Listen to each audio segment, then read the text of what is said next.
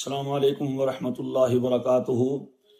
اعتکاف کے بارے میں ایک مسئلہ تو پہلے کلپ میں ہم نے بھیجا تھا کہ محراب مسجد کا حصہ ہے اور وہاں اعتکاف والا بلا کراہت جا سکتا ہے۔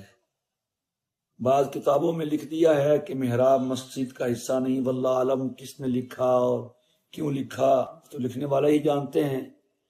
دوسرا مسئلہ جو آج عرض کرنا ہے وہ معتکف کے اذان دینے کا مسئلہ ہے۔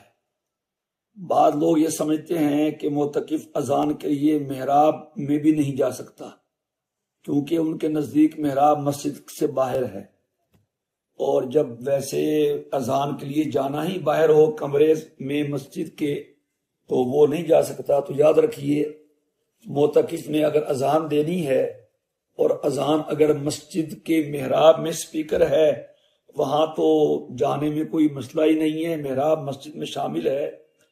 اگر اذان دینے کے لیے معتکف کو مسجد سے باہر بھی جانا پڑے کمرے میں جہاں سپیکر رکھا ہوتا ہے تو وہاں بھی وہ بلا تکلف بلا کراہت جا سکتا ہے، اگرچہ مؤذن کوئی اور ہے جو مقرر ہے، وہ اذان دے سکتا ہے، موجود ہے۔ اس کے باوجود بھی اگر معتکف چاہتا ہے کہ میں اذان دوں اور اذان کا ثواب لوں تو مسجد کے اندر اور مسجد کے باہر وہ جا کے اذان دے سکتا ہے۔